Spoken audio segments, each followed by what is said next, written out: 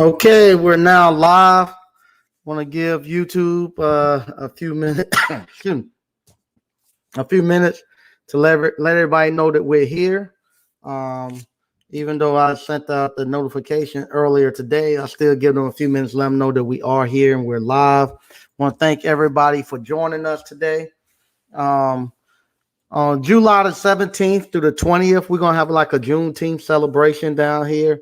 That's the time I'm gonna reveal the truck also. Like I said, we done a resto mod with the truck, so for about the last year, you haven't seen the truck because I've had it off getting it redone. So the truck should be ready by then. I'm gonna bring the truck out on the 19th. That's the Saturday. That Saturday we're gonna have a car show. Not gonna reveal the truck. We have a live DJ and all that stuff. So I'm looking forward to that. On the 17th, we're gonna have a live band out here with the town.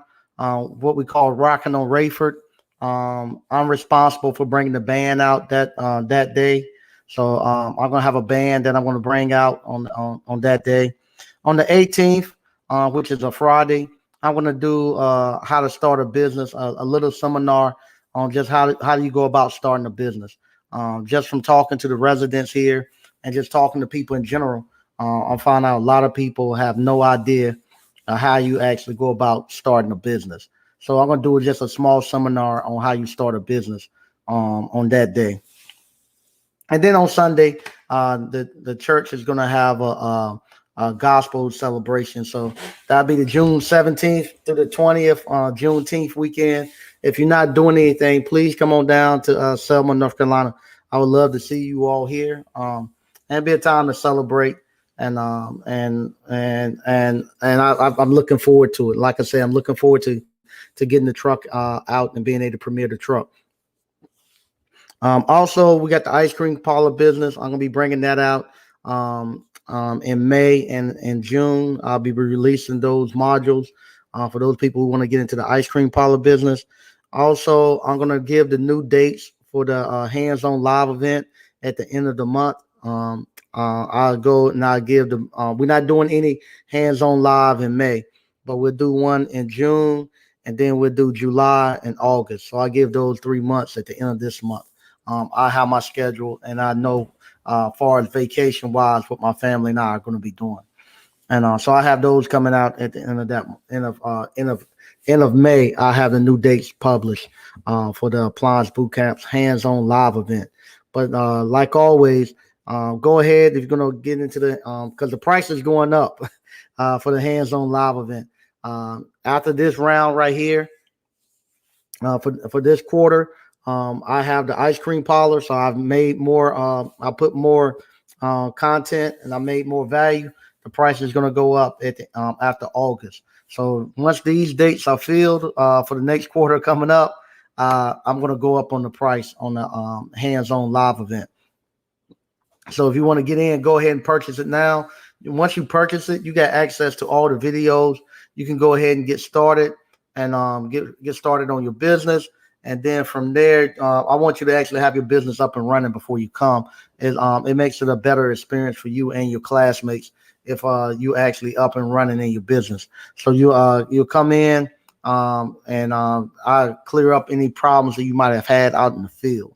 Like I say, if you want to start your own appliance repair business, now's the time to get it because after I put the ice cream parlor business in it, the price is going to go back up.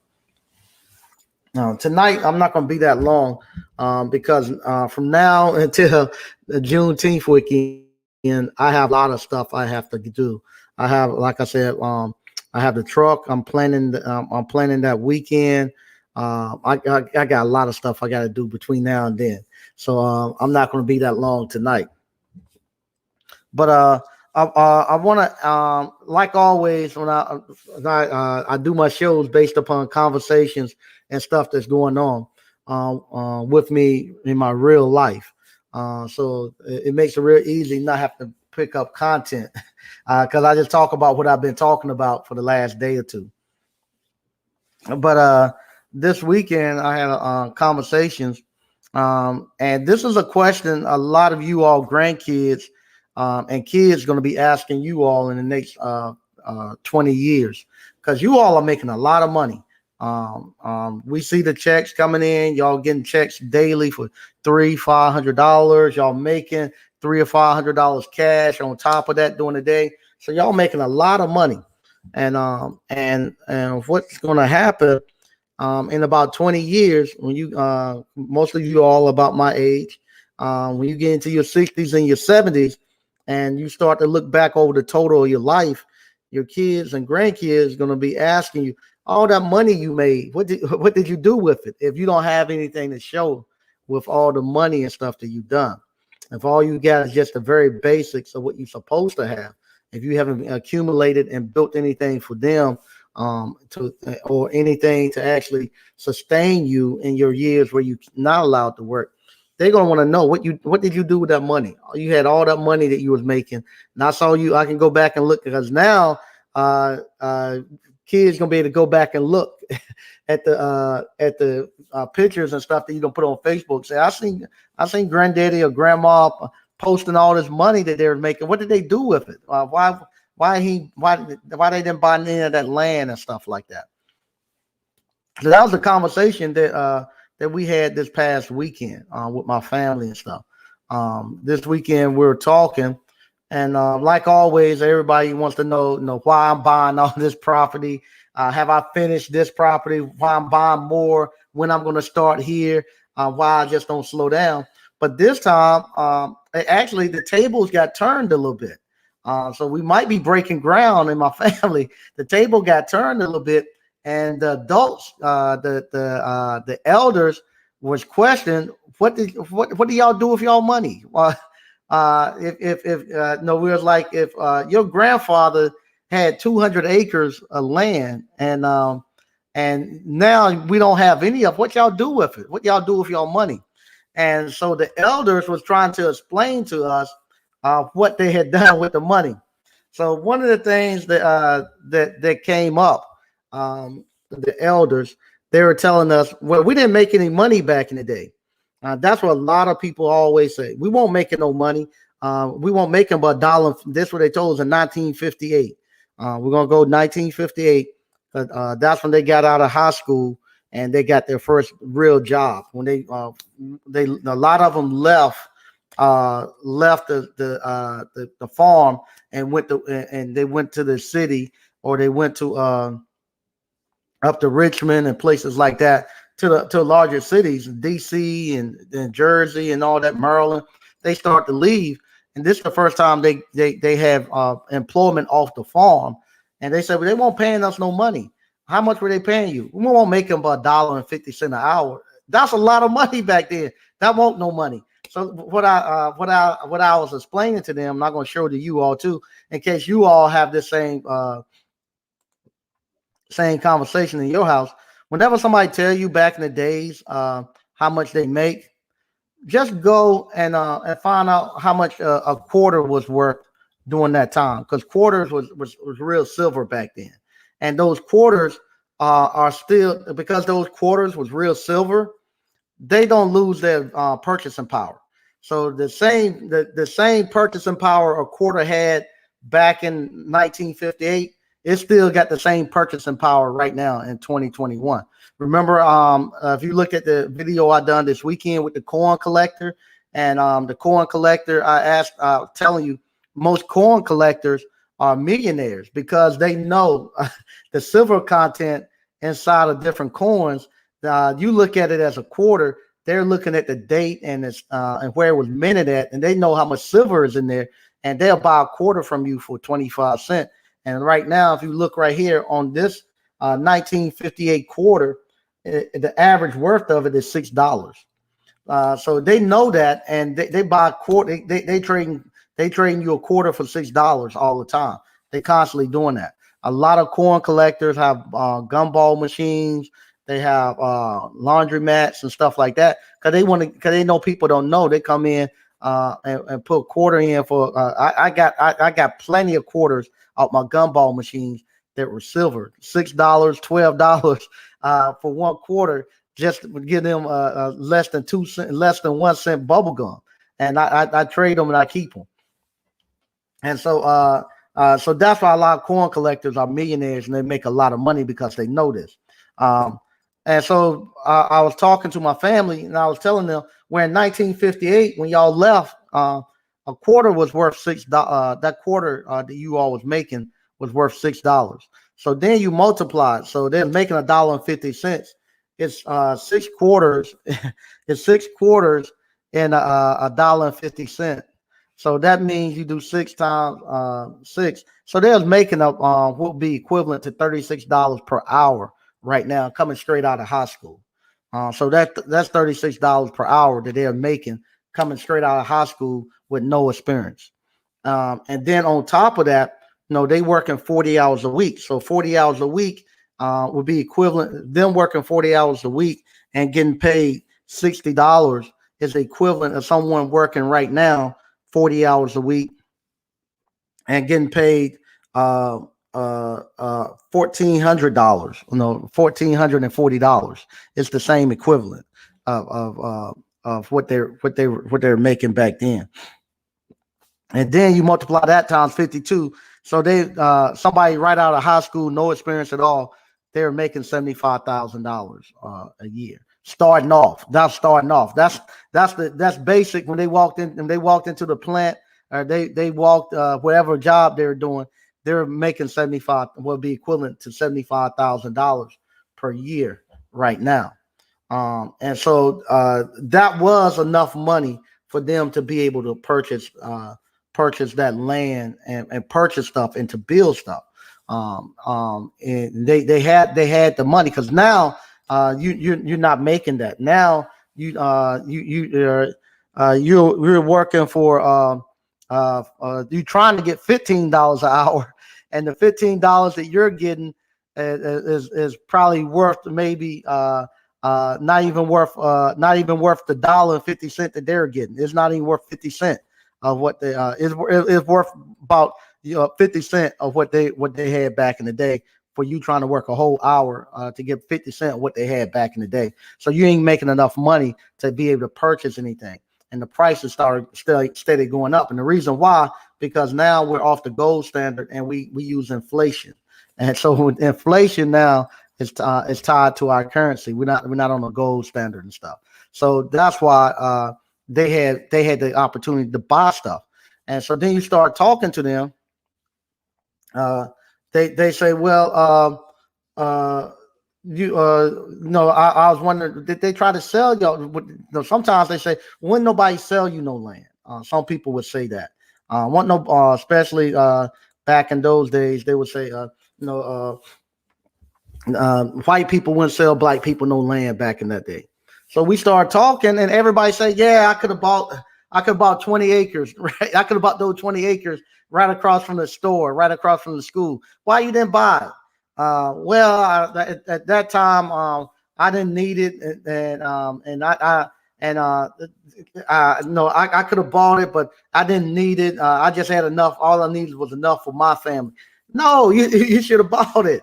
And you come to find out that they were giving it to them for a deal. They could have bought 20, 30, 40 acres for little or nothing at that time. So what they would say, nah, I didn't need it. I didn't want the headache of keeping up with that. I didn't want to have to have all those headaches of keeping up with renting people, trying to rent the people and stuff like that. And so what happened? You start to realize that that's where our money went. That's where our inheritance went, to the fact that that they actually didn't put the effort into actually building anything for us. And so then it comes up. Well, I had a family, so I couldn't actually take the money that I needed to for my family, because I had to pay for you all to go to college, but on the same token, it won't like they saved no money up for us to go to college. When we got ready to go to college, they had promissory notes back when I went to school.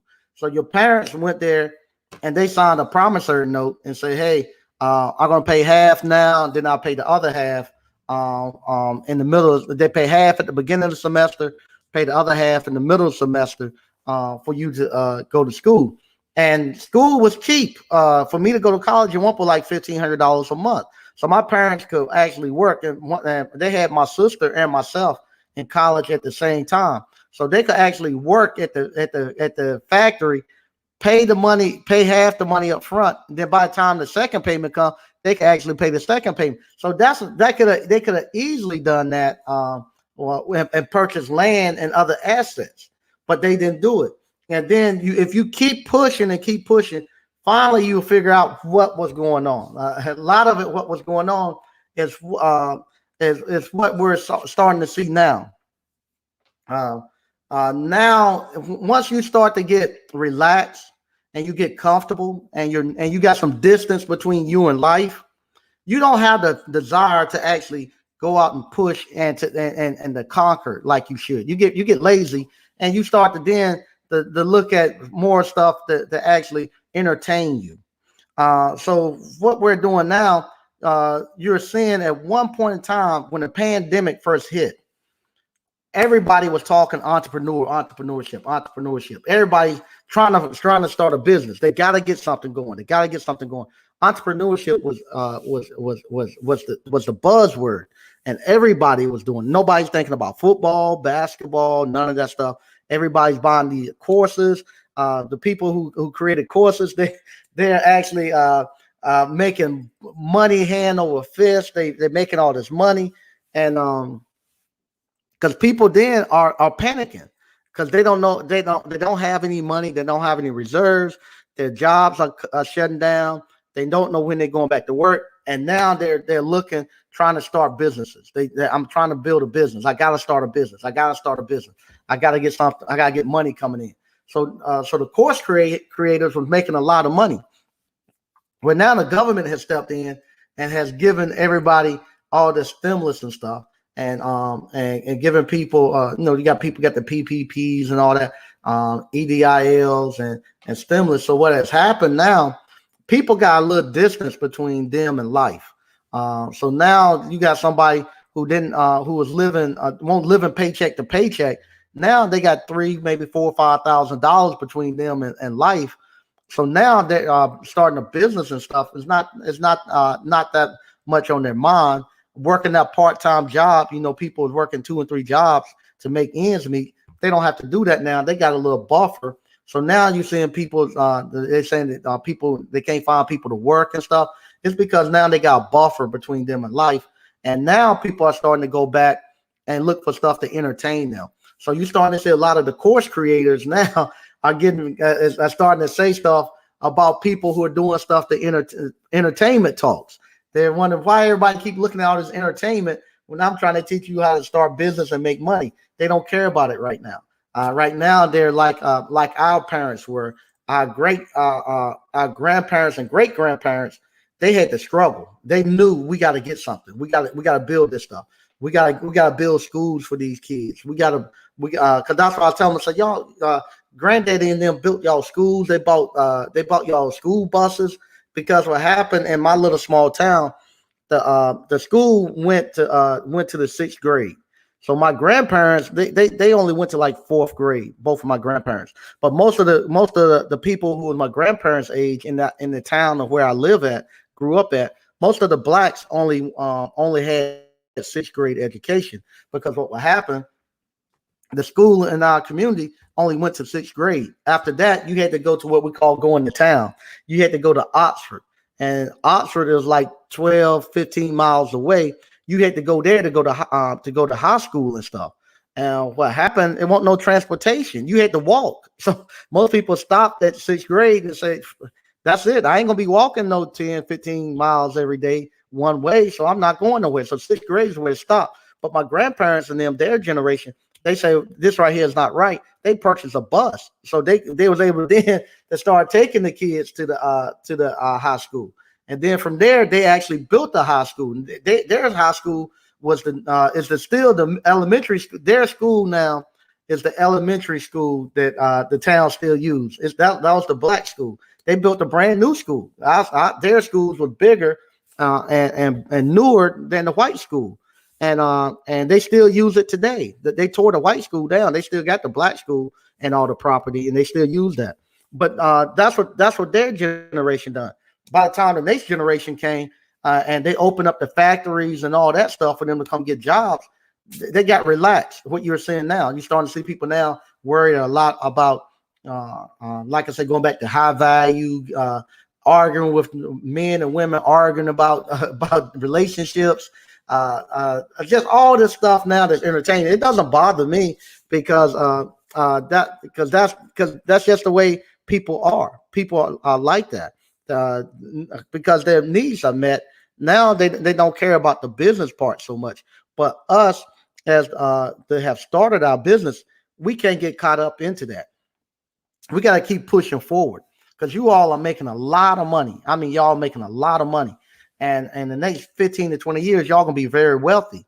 And you don't want your kids to have to, and grandkids, to have that conversation that we had this weekend, and you trying to justify why you didn't do anything with it, why you haven't built anything and left them anything to actually fight for the next round. Where now we're having to take all we have to take all our resources and actually help the older generation be comfortable, and we got to try to give stuff to our kids and stuff to get them going. And so now we don't get to enjoy any of it. We started back from zero, but we got to take care of the older generation, and we got to try to build for the next generation at the same time. And you don't want to have that conversation. You want to be intentional with your money. You want to make sure that you're planning where your money is going to go. You out here looking to build. Don't get comfortable and get relaxed. You got to keep your foot on the gas, and you got to keep your mind steadfast on that you're building wealth for the next generation. It's not because it's going to get bad again. As soon as this money die out, it's going to get bad again, and you want to be in the position where you get what I call getting bulletproof. I'm pretty much there now, but definitely if things hold up the way they are until the end of this year, I'll be definitely bulletproof. Where regardless of what happened, it won't affect my wealth. I would be okay, and my kids and my grandkids will be okay. So if things hold the way they are for me till the end of the year, I'll be bulletproof. And I'll be straight, and you all will be the same way if you all be intentional on taking your money and actually putting it to work and buying assets for you all to have in later years. And like I say, some of the older men, you find out, oh yeah, you had the money, but you had 2 or 3 families that you're trying to manipulate. And I was talking to a minister earlier today about another minister that's doing that has that's trying to run 4 or 5 different women at the same time in his earlier years, and then build anything for himself in the later years. And now in the later years, he don't have anything. And you don't want to be caught like that. You don't want to be caught where you're gonna spend all your productive years chasing, trying to figure out how to get these young ladies and stuff, and don't build anything for you. Now, like I told the minister, I don't have no problem if the guy want to run him 3 or 4 different women. I don't have no problem with him doing that at all. But I do have a problem if he's going to run 3 or 4 different women and he's not building anything with them or building anything in the process. If you're going to run 3 or 4 different women, you got to be strong enough to actually build and take care of those women too, and make sure that they're not having no hard time, and not to be laying on them taking their money. And that's what he's doing and still trying to do. In his later years, he's still trying to manipulate them out their money. But if you're going to be out here doing that, you make sure that you got the finances and you strong enough to actually be able to afford to run those women and continue build. Put it in your cut. If you're going to do that, cut you out a little bit in your 5 banking accounts, make you 6, and just say, hey, in my profit account, I'm only going to put 5% profit. Other 5, I have to split it with with old girl. And, this family get 5 and that old girl get 5, and do it that way. Or you need to go find you another business to actually drop up there to drop another 50% in, so you have enough revenue coming in. So if you did run that, if you did want to indulge in that type of stuff, it doesn't hurt your family, and it's not going to be something that's going to hinder you from keep building. I'll put that out there. So yeah, I ain't talking bad about nobody who do that. If you do it, just make sure that you have the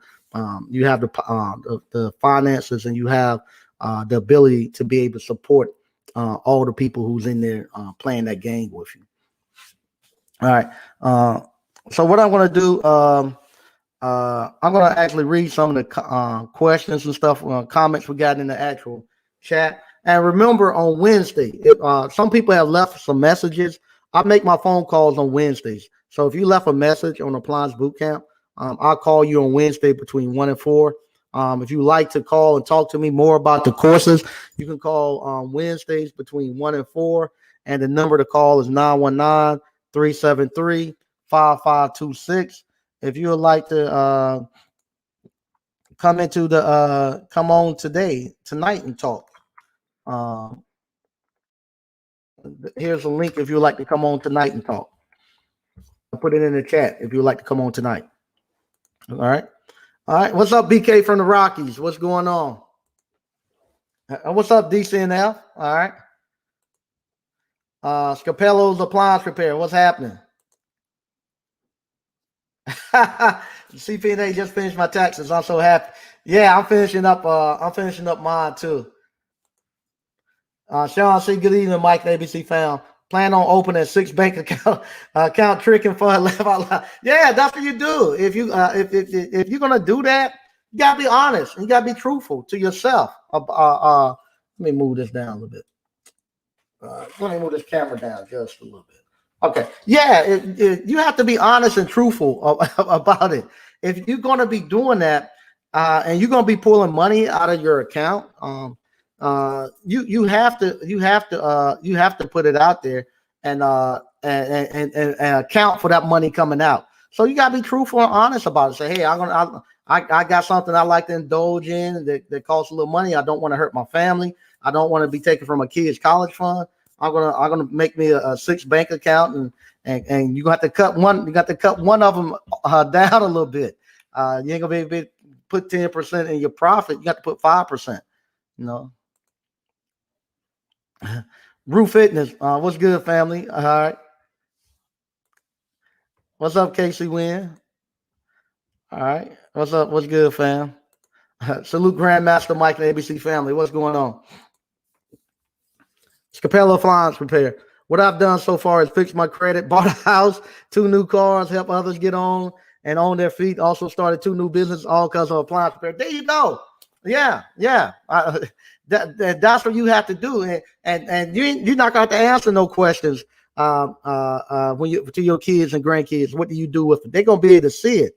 That, hey, this is what I've done. This is what he done with that appliance repair, and it's not going to be no question of what you done with your money. They're going to be able to go see it and touch it. They'll be able to go see it and touch it, and that's great. I love that. Hey, what's up, Preston Joyner? All right, what's up, Mr. Mechanical? Greg B, what's happening? All right, Scapello. Thank you, Mike, and everybody else that blesses the Facebook with knowledge and gem. All right, appreciate it. Yeah, you all who doing the on Facebook and all that. That stuff is so inspirational. Right now, we have so many people in there, and we've been doing it for so long now. It's starting to just seem like it's just this just the way it's always been. That everybody's been making this type of money. I had this conversation. I was talking to Slick on Sunday. I was going down to visit my parents and stuff, and he called me, and we were talking about Mother's Day gift.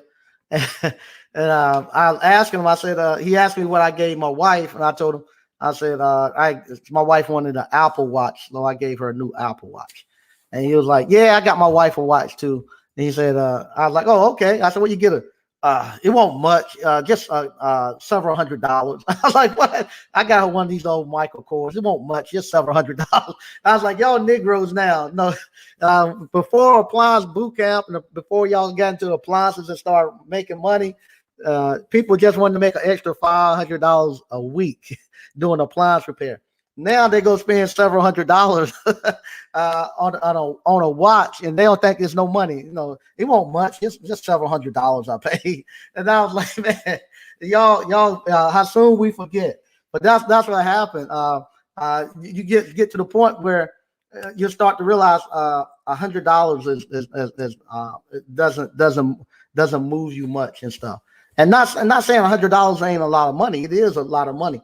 But same thing. I went to this weekend. You might have saw me with the art lady, and when I was having the thing downtown. Well, anyway, the art lady, she had some paintings, and she wanted. I liked them, and I asked her how much, and she was kind of hesitant. This is the first time she ever sold an art painting, and she was kind of hesitant to tell me what the price was. She was like, I want to say, I bought a pair of paintings. And she said, I wanted to kind of keep them together. I was like, that's fine. How much are they? I wanted both of them. I said, okay, that's fine. I want both of them. How much are they? I put I put a lot into them, but I wanted to get $300. Oh, no problem. Can I give you, how you want me to pay you? Can you take debit card and this and that? And she was like, I know I can take a cash app. So I cashed after, and then I waited to make sure that the money went through. But she was so happy that that was her first sale of any art that she had like that. And I broke it for her. I was the first person to break it, and then haggle her with the price. And it was well worth it. I had bought another piece of art from another gentleman on this that has an art gallery on our street. I went in there, and he showed me some art that he had, and that was like 130. And okay, no problem. I'll pay for it. Because I want to support the local businesses and stuff. And I know that doesn't hurt me to do that, to go in there to pay 300, to pay 130. It doesn't hurt me because of appliance repair and entrepreneurship. No, I'm very blessed, as you might say. I have several businesses that actually constantly giving me money, but you all are the same way, where go in and my wife on a Michael Kors watch gonna cost $300 or $400. Okay, that ain't no problem. Peel it off and keep moving, and don't even complain. Don't even complain. I couldn't imagine my dad couldn't have, my grandfather, they couldn't have never done anything like that.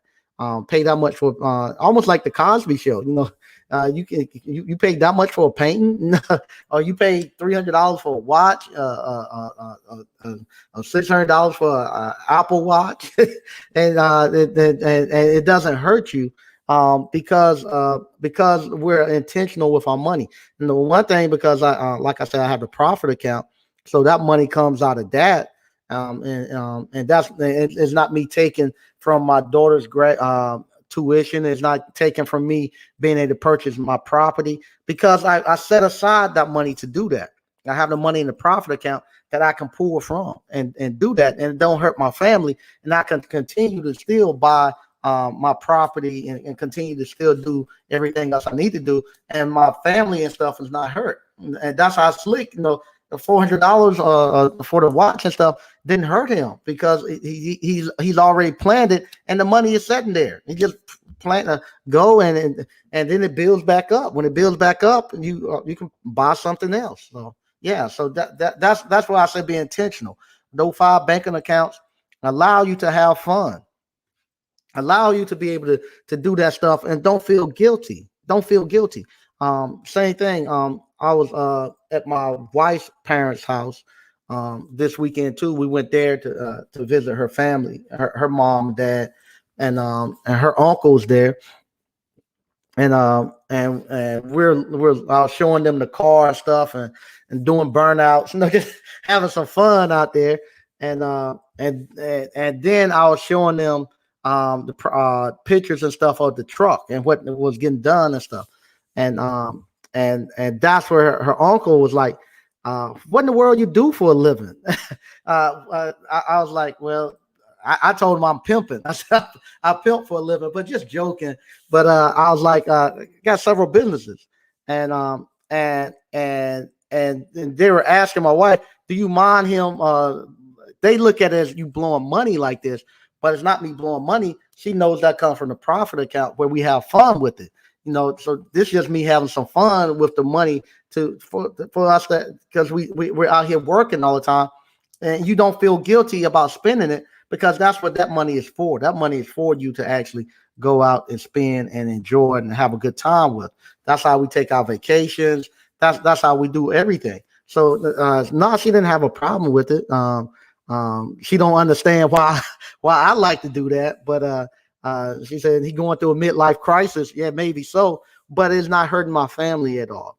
It's not hurting my family at all, and because I can still do all the other stuff that I need to get done, even with the thing she always say about the tuition. They said, no, Michaela, you ready to go to college? Y'all, what y'all gonna do now? And she always say, I'm not paying a dime. That's no, Mike gonna have to pay that. I'm not paying anymore. I'm not paying no money for no college. He asked to have kids, so he gonna pay. He gonna pay for that. But just the fact of knowing that, because we saved that money, because I have a plan, and she can see the plan coming. I've done it before. The same thing we done with the kids and stuff, and same thing. I was telling her about the plan. I said, okay, I'm gonna get the 20,000. Right now, I'm at 15, and that's another thing too.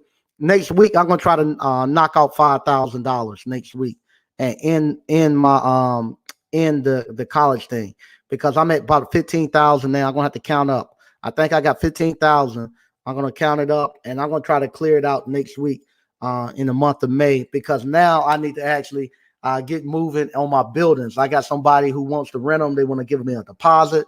And so I'm going to now put my focus on finishing these buildings. So I need to get the college tuition out the way. So I'm at 15. I think I'm at about 15,000. I'm going to do a count tomorrow morning. I'm going out, going to do 2 compressors tomorrow. And then next week, I'm going to whatever I need to do to finish up and get the rest of the money in. I'm going to do that next week.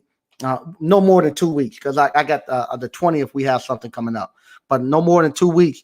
I'm gonna finish my daughter's first year of college up, and I'm gonna have that set aside. So then after that, this is the last month that I have to pay for private school. So she go to private school right now. So this the last month I have to pay for private school. After this month, I'm gonna continue paying the same amount that we were paying for her to go to private school, but I'm going to put that into her college fund, her little college bank account fund. And what'll happen now that we're ahead of 1 year, now I got a buffer, just like we're doing with the 25% owner's pay. I got 1 year up front. I can go ahead now and just pay what I've been paying for the last over 20 years in private school. I can just continue paying that amount. That amount don't hurt us. And I can finish up her. That's the way I'm going to pay out her college, because it's not going to go down to zero. We're going to constantly be replenishing it every month, putting money in, and then that way we got a buffer. Whenever we make those payments, it'll build back up. Make a payment, build back up, and then by the time she get ready to graduate, we still should have plenty of money in there. If she's going to grad school, we'll just continue doing that when she go to grad school. Just keep using it, and then at the very end, when she's totally done, then hopefully then Daddy will be able to step it up and get something nice, real nice for Daddy and Mama. That might be the beach home or something like that for us. Down payment on it. The nada, yeah, there you go. Picture Man 63. Good evening, Mike and ABC family. I hope all is well with everyone. Yeah. All right. Yeah. Salute DCNF. DCNF doing great things. Hey, what's up, A9 Dr. Funk? Yeah, they're balling right out of high school. They were. They were balling right out of high school, but they didn't think about the next generation. the land and stuff like that. They sold it. That's what we were talking about. My grandfather, my great grandfather had over 200 acres of land, and the land that he owned, they found tungsten on it. So they found tungsten on the land that they own, and they were able to get the money. They were able to get the money from the tungsten. So they built what they call a tungsten mine. If you came down here to went to Townsville and stuff where my father and them from, that was my father's father and them, their family owned the tungsten mine. So now all the tungsten that they pull out there, they sold it and they got all this money. And my grandmother, who ended up leaving my grandfather, told my mom back in the day that she left because he would go out and spend $500 a night, like it won't nothing. Back in that was back in the 40s. He was doing that. He was 30s and 40s. He was going out spending $500 a night, and then he died. He didn't own a house. He didn't have a house and didn't have nothing when he died. But that's what he done. And the 200 acres had sold all of that. Had sold. We didn't get no money out of any of that. My family didn't get no money out of that at all. And so that's what they done. That's what they done. They are still in our time. Yeah. Okay, here we go. There you go. 89 Dr. Funk. Your granddaddy done good. That's good. Say his great granddad left Georgia, came to Detroit at 18 with a 6th grade education, owned 3 pool rooms and 2 bars by 25 by working in the plant. Yeah, no doubt. No doubt. That's good stuff to hear. Good stuff to hear. Yep, scared money don't make no money.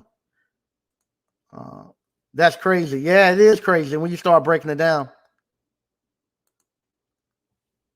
There you go. I'm glad to hear that, DCNF. I love to hear that. DCNF said his great grandfather retired at 65, but the money he made took him all the way to 95 until his death. He lived a good, comfortable life. Yes, that's the way it should be. In your later years, you shouldn't. It's your later years.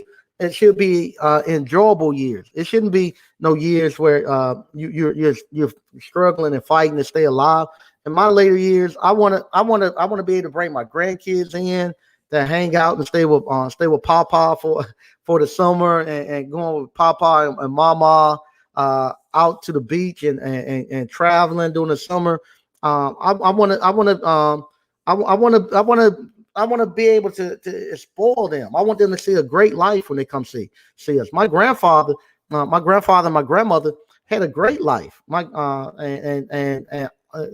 never, matter of fact, the stuff that my grandfather built now is still supporting his grandkids. So my grandfather died. He left houses and stuff like that. I don't get it, but my sister has the house and lived there, and he had money, and him and my grandmother had built a lot, and that was from a fourth grade education that they had. And he left home at 13. He left at 13. He went to work in the at the sawmill. He built his own house. He was a carpenter. He built to fix everything. The smartest person I ever known. And from that generation, it just went to the hell in a handbasket to where we're at right now.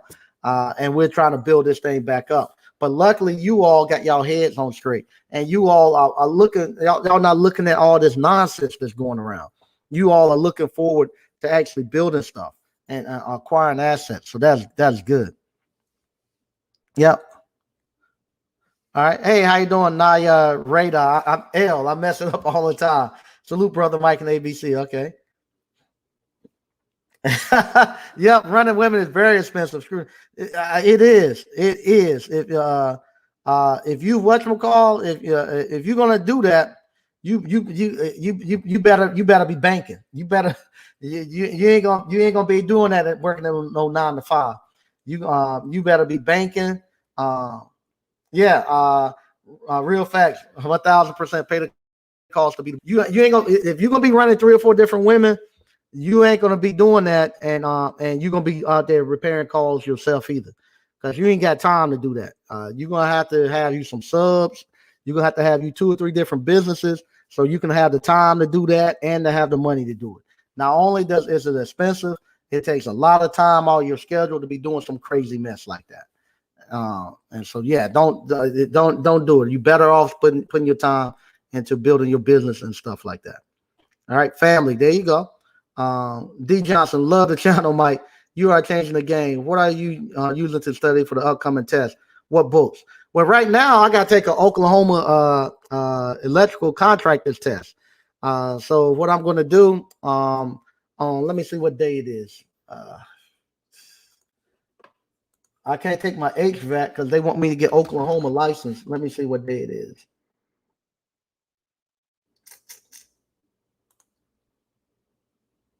Let me see. I'll pull that up and y'all can't. Y'all won't see nothing much there. Okay, I'll do that. Yeah, so I'm going to take this course. I'm going to take JCR networking, NEC course, electrical code course, June the 9th. So I'm studying that, and I'm going to take that course. It's like a crash course. I'll go there and take it, and I'll get some continual ed. And so now I can't study for the HVAC. I got to get ready to go take this test in Oklahoma. So once I get this test in Oklahoma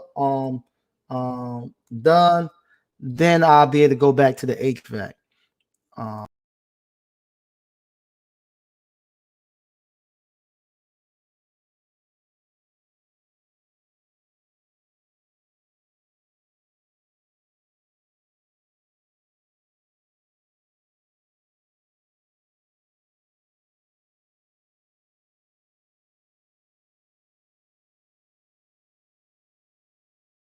Yeah, one of the guys that I do license holders, one of the companies I do license holders for, they want me to go get Oklahoma electrical license. So I got to start studying for that. So I have to put the HVAC on hold until I can get the Oklahoma license. Yeah, hit the like button if you don't mind. I really appreciate it. Yep, thanks. Hey, what's up, Dale Scott? Okay, what I'll do, I put her information in the community board if you would like to buy her stuff. And I got her stuff in the actual ice cream parlor. So, but I'll put her information on the community board if you'd like to buy some of her stuff. That's dope, Mike. I hope that gave her confidence to ask for her price with no price. Yeah, it did. Because what happened, I left. And I told her, I said, I'll leave my paintings here and I'll come back and grab them later. So you want, I won't take all your stuff. It'll look kind of filled up. But she had plenty of paintings, I realized later. But she came back and she wanted to take a picture with me because she said I was the one who broke the ice. So I know she probably done over maybe 1,500. Maybe 2,000 Saturday, because then I bought, and then a young lady bought something right behind me. Then somebody else bought one. So after that, she was on the road. She was good. Lawrence Jones, hey Mike and ABC fam. All right. Oh wow, Stephen Padella. I'm at almost 100% cash calls, 4 calls a day average. Anybody have any warranty companies to get? Any new warranty companies to get with? If you're doing cash calls and you have 4 a day, I keep pushing to get those cash calls going, because when you start doing warranty work, now it's gonna start putting you're gonna actually start to lose money. You lose a little bit of money, and you got the extra paperwork to come on the back end. I'll keep pushing those COD calls. I'll push those COD calls and not even worry about the warranty company. The warranty companies are to get you up and going and to fill in gaps if you have like subs and stuff like that. But you want the COD calls. You want that cash calls. You putting that cash in your pocket every day. It's hard to go. Like right now, I push some warranty calls out because I got like 3 calls today where they said I got a Samsung dryer and it's not heating. I know that's a heater element. That's about $400, and I know Hey, we're going to go knock that $400 out, and that's easy money. All those getting done tomorrow. So the warranty calls getting pushed back. I'm getting those COD calls in now, especially now if I'm trying to clean up this tuition real quick. Hey Mike, I was looking for a shop vac with the 2.5 size. The only size I could find was a 1 7/8. If you look on Amazon, if not, if you go over to Home Depot, Lowe's, they done got a little slick with it now. They'll put the 1 7/8 on the actual dryer, and then they'll sell the 2.5 right beside it. So you have to buy it separate, and it's the same attachment, but they know people want the 2.5. So they'll put the 1 7/8 on the dryer, and then they have a bag right beside it where you can buy the 2-inch. They'll screw right, and then you take the 1 7/8 off. So they got a little slick with it. They know what they're doing. They discounted the dryer, the shop vacs, put 1 7/8 on it. They know you need a 2.5, and now you think you're getting the shop vac at a discount, but then you go right back and they sell you the hose at a different price. Okay, Mike. Mike Sneed, it's so unfortunate to hear about your grandfather. And even sadder that I've heard several stories like that out in North Carolina. People losing hundreds of acres of land for liquor and nonsense. Yeah. He drunk it up. This what he used to say. He'd go to the pool room, and back then, you was really bad if you carried a 38. So he'd go into the pool room and he have 2 38s. He have a 38 in each pocket. And he'll take his 38 and put them on the table. He'll say, "Let's shoot some 8, or I'm gonna start shooting this 8." that's what he used to say all the time. And that's what he done. He just gambled and drank and ran women with all his money. Didn't leave nothing for nobody.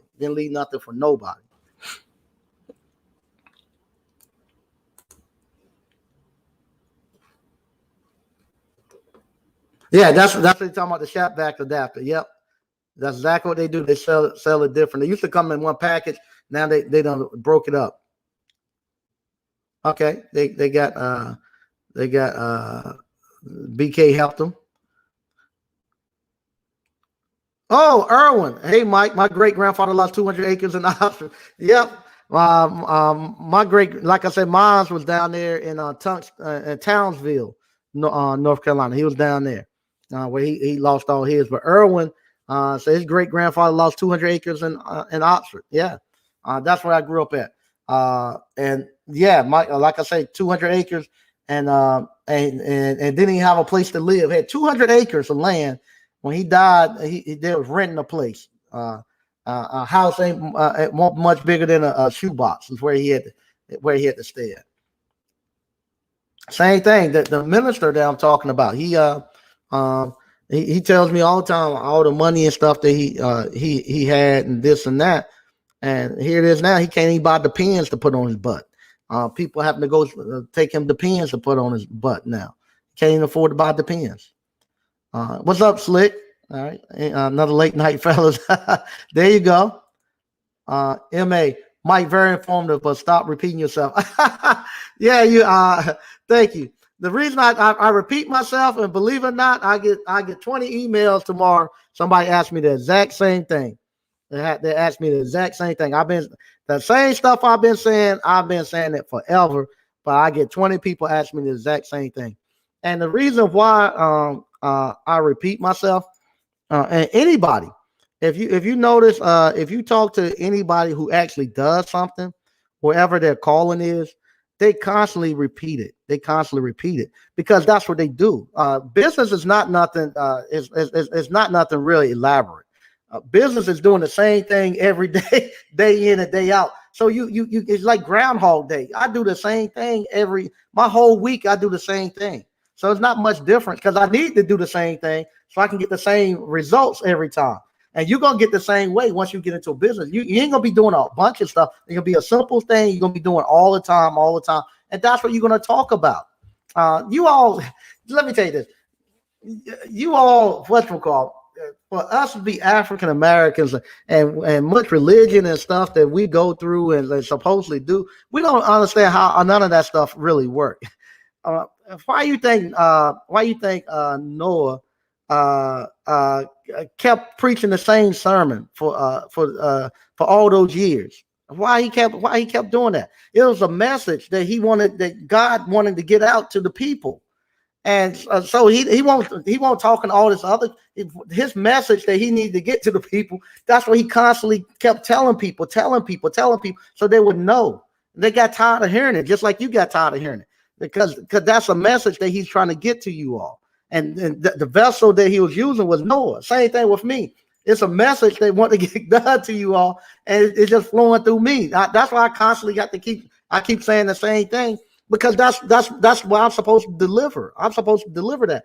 I ain't supposed to be delivering crypto. Because I don't do nothing with crypto. I ain't supposed to be doing the stuff with how to get women and stuff. That ain't my thing. I don't do that. That's not my thing. My thing is to deliver what I do with my business and how I made my money with my business. And I just constantly keep delivering that, giving it to you. So it get ingrained in your head. If you want, if that's how you can actually tell the person that you're talking to, if they sincere and their shit works, they're gonna constantly repeat the same thing over and over and over and over and over. You go to Dave Ramsey channel, all you're gonna hear about is you're gonna hear about the debt snowball. You're gonna hear save $1,500. List your debts from smallest to largest. And start paying off the smallest debt to largest debt. You're gonna hear that. He's been saying the same message for 30 years. It ain't no. If people call, he giving the exact same message for 30 years.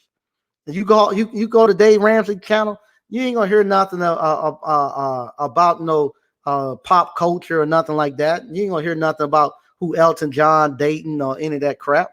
But if you come to us as African Americans, you expect us to be because some of us don't do it. Some of us are not actual entrepreneurs and not business owners, so we can't talk business. We want to tell you, oh, I know about money, I know about business, and I don't know a damn thing about it. So I have to fill it in with all this stuff talking about Beyonce, Jay-Z, NFT, and all this other crap. And I have to, whatever the flavor of the day is, that's what I talk about. So that's one of the things that used to bug me so much when I see somebody supposed to be an entrepreneur or a business owner.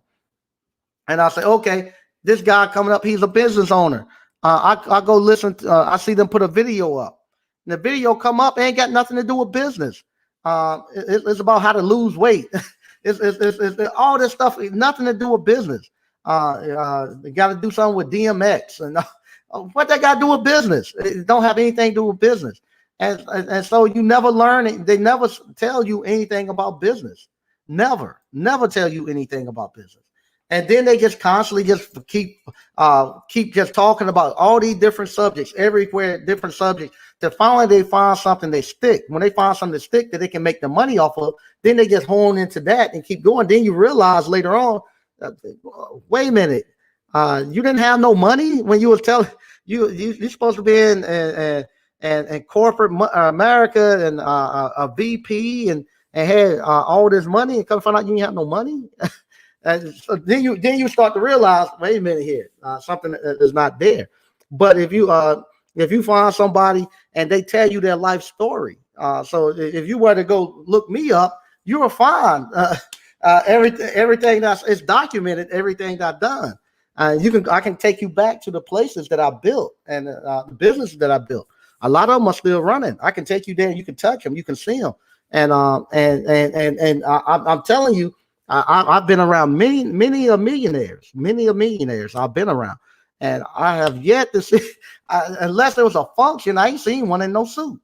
I keep saying that. The people I know who really got money, I mean the ones that really got money, I have yet to see them in a suit. I never seen Abdul in a suit. I never seen Ron in a suit.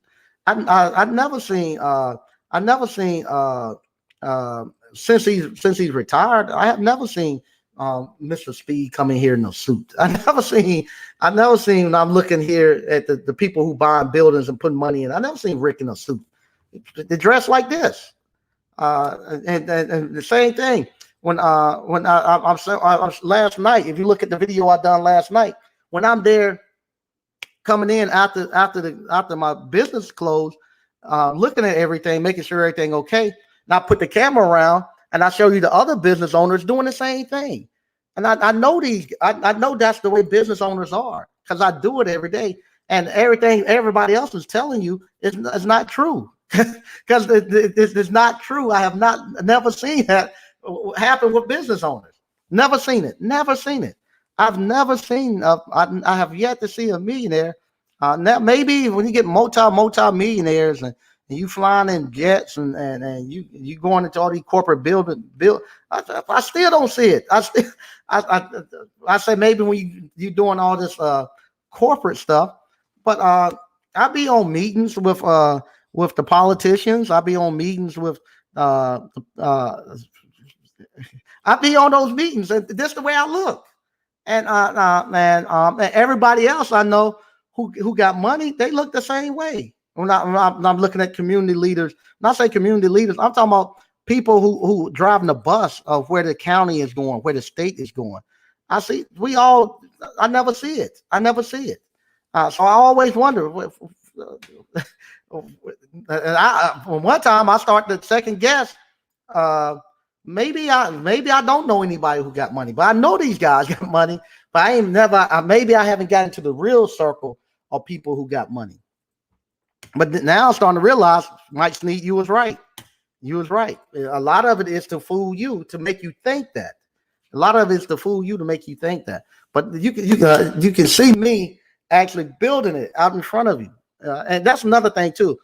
I don't care what nobody say. I'm like Glenn and Cameron. YouTube is picking winners and losers in this battle. They are actually going out and they're picking the winners and losers of who's going to be the person talking to you all.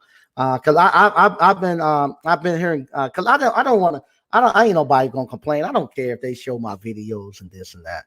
Be honest, I don't care 2 cents. I got so much other stuff to do. I'm okay. But I know Glendon has been talking about that here the last couple of days, and I've been actually looking, and I went and got another.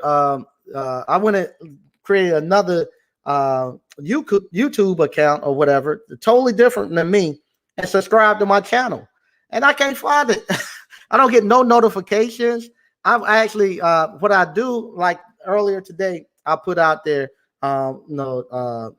what the topic is going to be, and let the YouTube supposed to let everybody know this is what the topic is going to be. I went and looked. Then 15 minutes before it's time to pop up, that's when it pop up on my thing live. This was, I said, look at these MFs right here.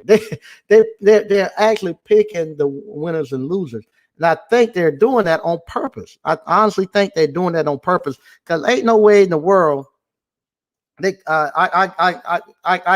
I don't even listen to this mess that all this male and female fighting back and forth. I don't even look at that, but they constantly trying to push it down my throat. Trying to push all this stuff about about rappers getting shot and Vlad TV. They constantly try. I don't want to look at that stuff, but they constantly keep pushing it. I have to honestly go there and actually honestly have to go there and actually search for people to actually get good information now. If I'm looking for some African American, they're gonna be pushing some crazy mess on me all the time about arguing, of just crazy mess, nothing informative. And now what has happened? A lot of the good YouTubers, that in order to keep their views and stuff up, a lot of them, the ones that's really, really good in entrepreneurship and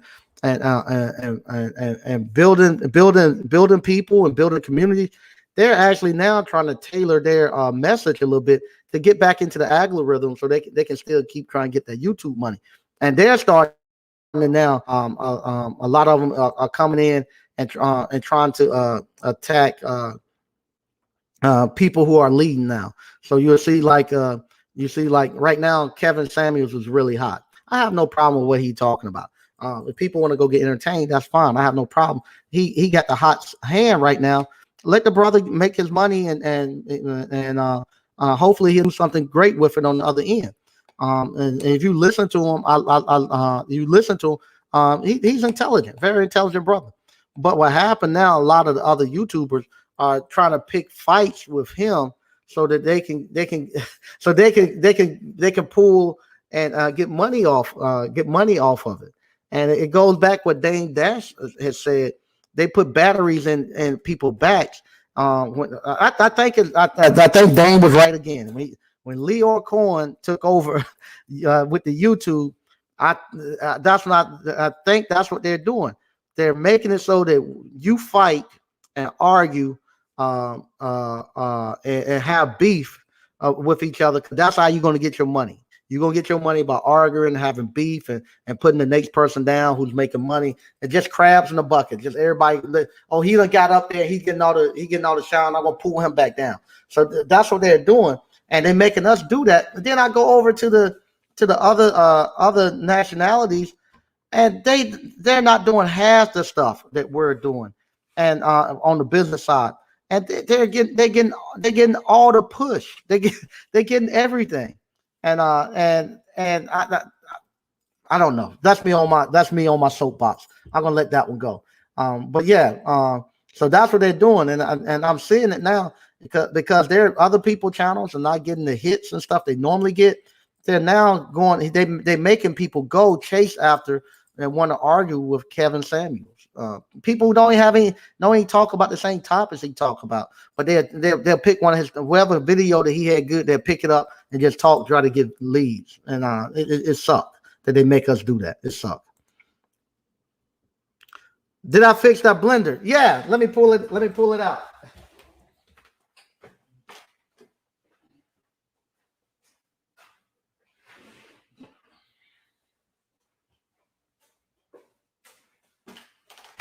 Yeah, from Saturday, this is the lady blender. What happened? This handle right here, she couldn't get it off, and all you do, you push up on it and twist. And what had happened? She had got food and all that stuff jammed up in there, just from years and years of using it. And what had happened? It had built up around the shaft right here. And what you do, you're gonna have to take a rubber mallet. Now go back on. You take a rubber mallet, and what you do, you actually hit this on the side. You don't want to use a regular hammer because you're not to protect the coating off, and you can actually chip it and bend it. I just take a rubber mallet and I hit it until I get it twist, and then I hit it up to the point where this little spring start to move back and forth. And once I move back and forth, I get it off. And what I do, I take the sandpaper, same paper you use to sand your pipes and stuff. You just sand that back down, get it smooth so it goes smooth. And then what you do, you go to the auto parts store, and they make a grease that's made to go what they call NFS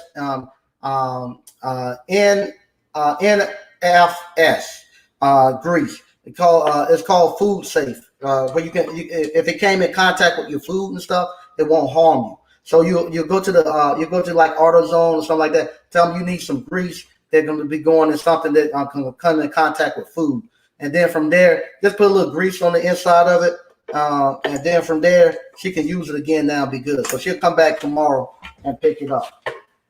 But yeah, I fixed it. I used to fix a lot of these KitchenAid mixers. But yeah, she'll come back tomorrow and pick that up. All right. What's up, First Class Services? All right. Yeah, straight facts. Pushing warranty for COD all day long. Yeah, I do. I go get that money, the warranty money, that COD money quick. Yep, that COD money is the truth. Okay. Slick got the church done pick back up. There you go. Man, you doing everything. Selling cars, church, everything. You got to slow down. I would live in another country if I wanted to run women, but can't operate this business from overseas. There you go. Hey, Mike, those vampires I think you were talking about to Mr. Slick about are really great. Okay. All right. Oh, the vampires. Okay. Yeah, I gotta check them out. I have never used them. Those little pliers Slick was talking about last week to get out strip nuts. All right. There you go. Uh, it's going to rain. There you go. Yeah, that's it. You kept preaching it's going to rain, and you have to do that. Uh, oh man, sorry to hear that. Good tech. Sucks to be down with COVID. I'm ready to get back in the field. The good thing is I'm not hurting for money. There you go. Yeah, sorry you do that. Hope you get back in there quick. Hope you get back in there quick. They say the cryptocurrency got gamblers feeling like they investors. It got everybody feeling like they investors. Everybody. Hey, Mike, have you ever worked on a Miele fridge before? Yeah, I've worked on one before. Miele's, that's the German. Miele is a German manufacturer. They're really known for their dishwashers, but they have refrigerators, washers. They have and who's the other one? I think Equator, one of them. Yeah, I've done them in the past. Not the ones I like to work on the most. They're not my favorite. Yeah. I'm pressing Johnny. Yes, you don't change what work. No, you don't. Straight facts, Mike. Yeah, most entrepreneurs do the exact same thing every day in and day out, because you don't change it. You keep you because you want to predict and get the same results. That's why you saw I tell you I do a 10 o'clock, 11 o'clock, a 1, 2, and a 3.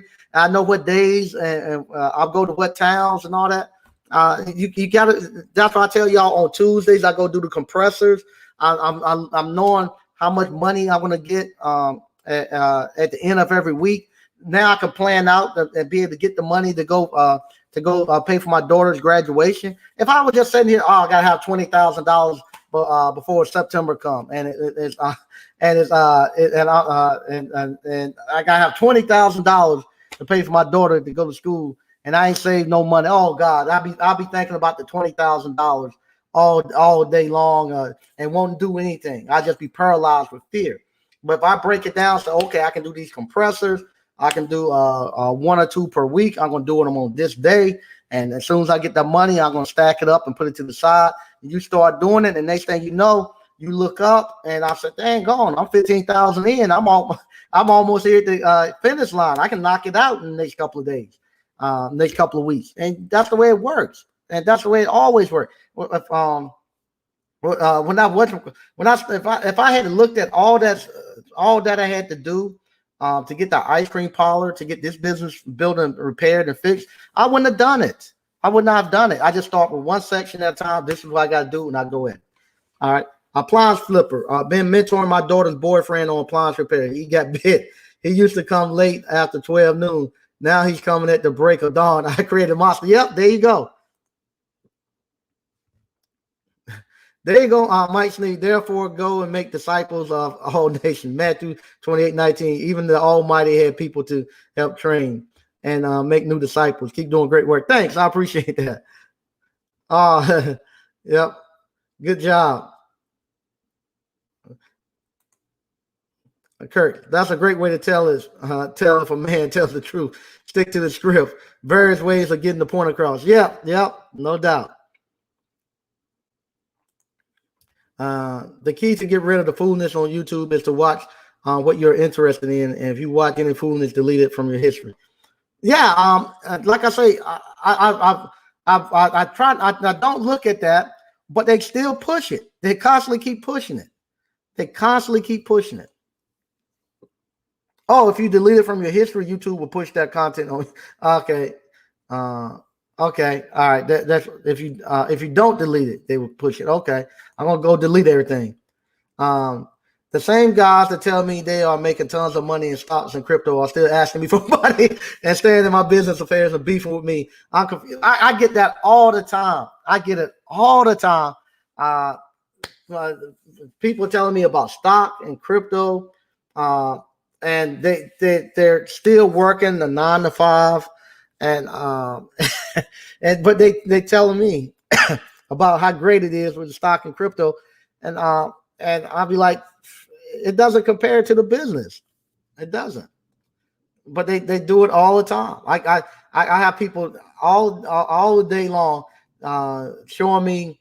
They show me how much what crypto done went up to, and what this stock done went up to. But they never show me how much of it they made or how much they earned off of it. They just show me what the price was or how much you made off of that. I never see that. Yeah, that is funny. Yep. Yep, you don't make no money off of stocks and crypto until you sell. Yeah, most people like with stock market and stuff like that. Most people I know, they don't make their money in stock. That's where they park their money. They store their money in stock. Same thing. I don't make a lot of money in real estate. I just store my money in real estate. No, I'm not making a whole lot of money off of my real estate. But instead of me putting my money in the bank, I put it into real estate, and it keeps its value, just like that quarter I showed you earlier. That 1958 quarter kept its purchasing power. It kept its value through inflation and stuff. Well, that's what you do with real estate and all that. You use that as a hedge against inflation, and it'll hold its value. You don't have to worry about if I kept my money in the bank, it loses purchasing power. $20 today won't buy the same amount $20 10 years from now. But if I got my real estate there, I can always go up on my rent to accommodate for the inflation, and I can always sell it later for what the market prices at that time. So that's what you do stocks and stuff for them. That's what real estate is for. It's not most people make their money in business, and then from there they store their money into the stock market. They store their money into real estate. My apps can, yeah, anybody can call during the office hours. Yeah, anybody can call. Yeah.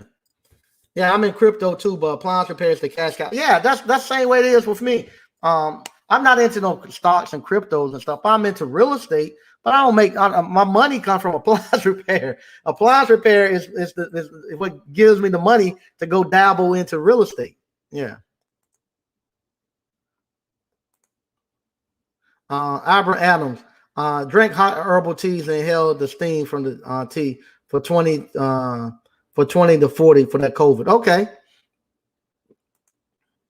Appliance flipper. Banks are obsolete. No one wants to put their money in banks anymore. Yeah, I don't either. I don't store money in the banks anymore. So yeah, I don't either. If I got money, if I got a large sum of money, it's going into a piece of property someplace, or it's going into another business. I'm not going to store a lot of money in the bank. Nah, they'll give you you get less than 0.5% in interest. How much interest rate? Let's look and see how much the interest rates are. And then I'm getting out of here. It's 9.17. I don't do it. Interest rate. See how much they give you.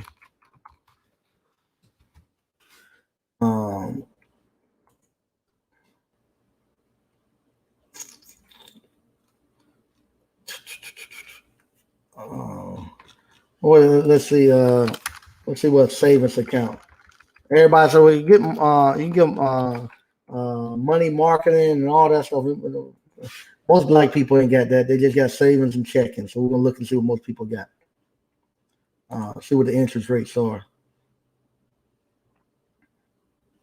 Tell me. 0.5% annually. So 0.5%. Let's divide 72 by 0.5.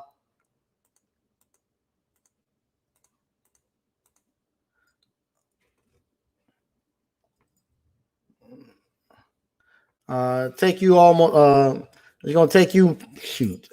Let me see. 72 divided by 0.5. Take you 144 years for your money to double. If you put it in the bank, you won't never get it to double. So you put $1,000 in the bank, and take 144 years in that checking savings account for it to double. Yep, there you go, Slick. I don't know about stocks to compare, but appliance money grow every day. It does. It does. All right. He said he need to inhale that steam for 20 to 40 minutes. Okay. Uh, yeah, I've heard. I didn't. I don't know what he said or what goes on. I don't like I said. I don't do much with that. I'm more a business. I like businesses. I like something I can touch. Something that I understand. Um,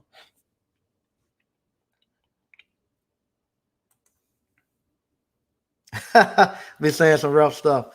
Yeah, yeah. He made a statement and it made it fail, from what I hear. Once again, I want to thank everybody for watching.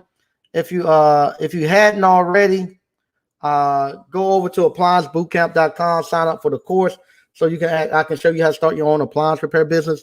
Like I say, the price is going up. Right now, you can get it for $1,500 if you want to come to the hands-on live event. If you want to just do the online has everything you need. Online, you can do it for $850 one-time fee, or you can pay $99 a month.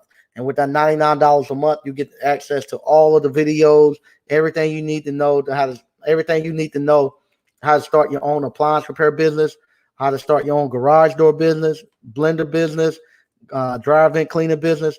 We got the ice cream parlor business coming. Once the ice cream parlor business hits, then the price is going to go up. Once I release the ice cream parlor business, I want to thank everybody for watching. Be on the like I say, coming up June 17th to the 20th. We're going to have a celebration. If you'd like to come, I'd love to see you here. We're going to be doing something for Juneteenth, the whole weekend. And I'm looking forward to it. And like I say, if you want to talk to me, call me on Wednesday. If you still got questions about Appliance Bootcamp, Wednesday between 1 and 4, you can reach me at 919-373-5526. And I'll talk to you all then. And I'll see you all on Thursday.